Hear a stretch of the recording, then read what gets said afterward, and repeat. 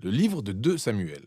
Regardez la vidéo de 1 Samuel, où nous avons parlé des 3 principaux personnages du livre, Samuel, Saül et David, et aussi de la conception littéraire du livre qui commence par présenter Samuel avant de retracer l'ascension et la chute du roi Saül, qui intervient parallèlement à l'ascension du roi David. 2 Samuel raconte l'histoire de David en tant que roi d'Israël.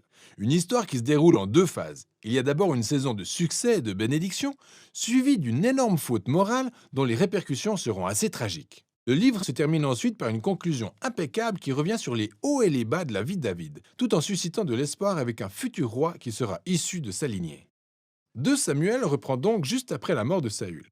David surprend tout le monde en composant cette longue lamentation dans laquelle il porte le deuil de la mort de l'homme qui a tenté de l'assassiner. Une fois de plus, l'auteur révèle l'humilité et la compassion de David. C'est un homme qui pleure même la mort de ses propres ennemis. Ensuite s'ouvre pour David une saison pleine de succès et de bénédictions divines. Toutes les tribus d'Israël viennent trouver David et lui demandent de les unifier sous son autorité en devenant leur roi. Ainsi, le premier acte de David, en tant que roi, est de se rendre à Jérusalem, de conquérir la ville et d'en faire la capitale d'Israël avant de la renommer Sion. À partir de là, David remporte de nombreuses batailles qui contribuent à étendre le territoire d'Israël. Et après avoir fait de Jérusalem la capitale politique d'Israël, il veut aussi en faire la capitale religieuse. Il fait donc installer l'Arche de l'Alliance dans la ville. Dans 2 Samuel 7, il dit à peu près ceci à Dieu. Puisqu'Israël a désormais une demeure permanente, il pense que la présence de Dieu devrait également avoir une maison permanente. Il demande alors s'il peut construire un temple au Dieu d'Israël. Mais Dieu dit à David, merci pour cette disposition, mais c'est moi qui vais te construire une maison, une dynastie. Alors 2 Samuel 7 est un chapitre déterminant pour comprendre l'histoire de la Bible dans son intégralité. Car Dieu fait ici une promesse à David en lui disant qu'un futur souverain de sa lignée royale viendra bâtir le temple de Dieu sur la terre et établir un royaume éternel. C'est cette promesse messianique faite à David qui est reprise et développée plus en détail dans le livre des psaumes et dans ceux des prophètes. Et c'est ce même roi qui est relié à la promesse de Dieu faite à Abraham.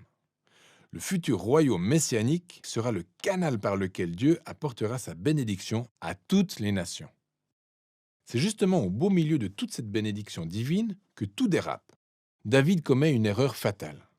Pas fatale pour lui, mais pour un homme nommé Uri, l'un des soldats d'élite de David. Depuis son toit, David aperçoit Bathsheba, l'épouse d'Uri, prendre un bain. David fait en sorte de se trouver seul avec elle, il couche avec elle, et ça se termine par une grossesse. Il essaye ensuite d'étouffer le scandale de la situation en faisant assassiner Uri avant d'épouser sa femme. C'est tout simplement horrible. Lorsque le prophète Nathan reprend David concernant tout ce scénario, David admet immédiatement son erreur. Il est brisé, il se repent, il demande à Dieu de lui pardonner. Et Dieu lui pardonne. Mais Dieu n'efface pas les conséquences des actes de David. À la suite de son horrible décision, la famille de David et son royaume s'effondrent. C'est en fait la partie du livre où l'histoire prend une tournure tragique qui rappelle étonnamment la chute de Saül.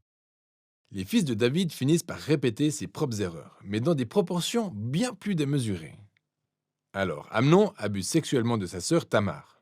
Lorsque leur frère Absalom découvre les faits, il fait assassiner Amnon. Ensuite, Absalom élabore en secret un plan pour évincer son père David du pouvoir, et il entame une rébellion de grande envergure. Pour la deuxième fois, David est contraint de fuir sa propre maison et d'aller se cacher dans le désert. Sauf que cette fois, il n'est pas un homme innocent. La rébellion s'achève avec l'assassinat du fils de David. C'est donc le cœur brisé que David pleure la mort de son fils, et une fois de plus, il porte le deuil de la mort de l'homme qui a essayé de le tuer. Durant ces derniers jours, David est à nouveau sur le trône, mais c'est un homme brisé. Il est meurtri par les conséquences tragiques de son péché. Le livre se termine par un épilogue parfaitement structuré avec des histoires qui, bien qu'étant classées sans ordre chronologique, sont conçues avec une symétrie littéraire absolument géniale. Les 2 histoires formant le cadre se déroulent plutôt dans le règne de David. Elles comparent les défaillances de Saül à celles de David. Elles relèvent aussi comment chacun d'eux a fait du mal à d'autres personnes de par ses mauvais choix. Ensuite, les 2 histoires centrales concernent David et son armée de vaillants guerriers partis combattre les Philistins. Ce qui est intéressant, c'est que les 2 parties mettent en lumière une faiblesse de David pendant la bataille. Contrairement au David victorieux des chapitres 1 à 9, nous découvrons ici un David vulnérable qui dépend de l'aide des autres. Le centre de l'épilogue contient 2 poèmes qui font office de mémoire dont David se sert pour faire une revue de sa vie. Il se souvient des fois où Dieu l'a gracieusement délivré du danger. Il considère ces moments comme une preuve de la fidélité de Dieu à sa promesse d'alliance envers lui et sa famille. Les deux poèmes s'achèvent en revenant sur l'espoir de la promesse de Dieu, d'un futur roi qui établira le royaume éternel. Ces poèmes et la promesse de Dieu font par ailleurs référence au poème d'Anne qui figure au début du livre. Et les passages clés du début, du milieu et de la fin du livre relient les thèmes du livre entre eux. Malgré le mal dont Saül et David se sont rendus coupables, Dieu continue de faire avancer son processus de rédemption.